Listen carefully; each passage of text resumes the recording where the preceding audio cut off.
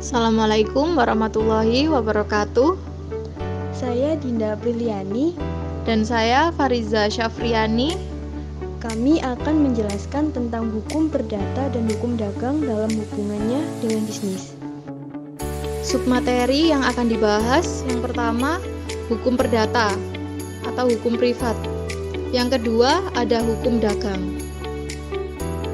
Yang pertama adalah hukum perdata atau yang disebut dengan hukum private.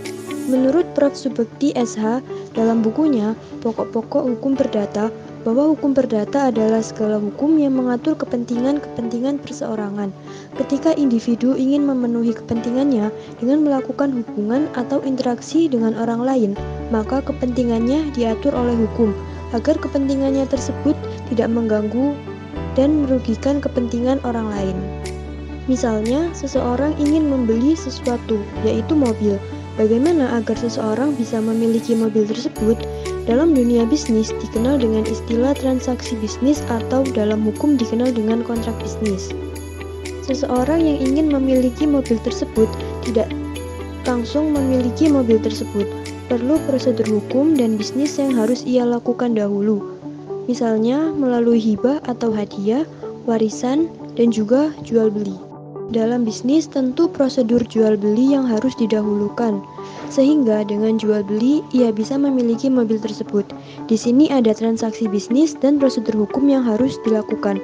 Jual belinya adalah transaksi bisnis, sedangkan syarat-syarat atau prosedur sebelum terjadinya jual beli merupakan hukumnya, yaitu hukum jual beli atau hukum bisnis.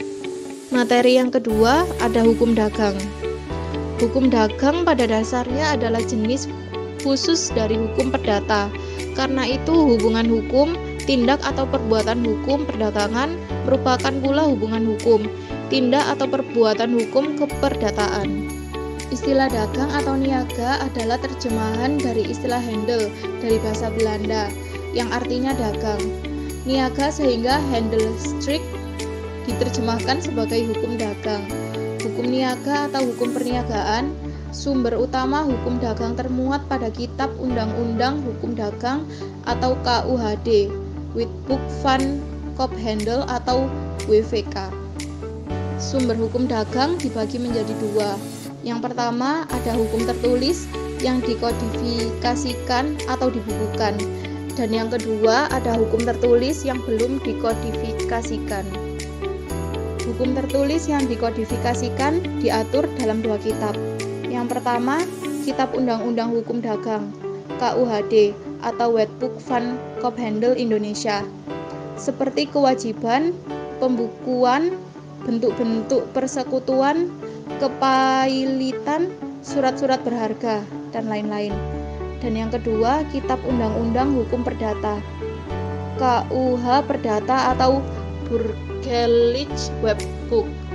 Hal ini diatur dalam buku 3 tentang perjanjian dan sebagai di buku 2 tentang hak-hak kebendaan. Selanjutnya ada hukum tertulis yang belum dikodifikasikan, yakni peraturan perundangan khusus yang mengatur tentang hal-hal yang berhubungan dengan perdagangan, seperti peraturan kepailitan, hak milik intelektual, seperti hak cipta, hak paten, hak merek, dan lain-lain.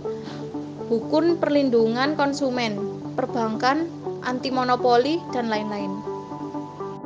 Kesimpulannya, hukum perdata mengatur hak dan kewajiban antar individu dalam masyarakat yang dapat dimaknai dengan seperangkat kaidah dan perdata. Di Indonesia, hukum perdata didasarkan pada hukum perdata di Belanda, khususnya hukum perdata Belanda pada masa penjajahan. Sedangkan hukum dagang merupakan ilmu yang mengatur hubungan antara pihak dengan pihak yang lain berhubungan dengan perdagangan.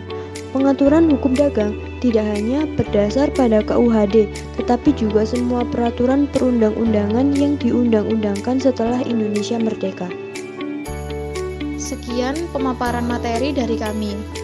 Kurang lebihnya mohon maaf dan terima kasih. Wassalamualaikum warahmatullahi wabarakatuh.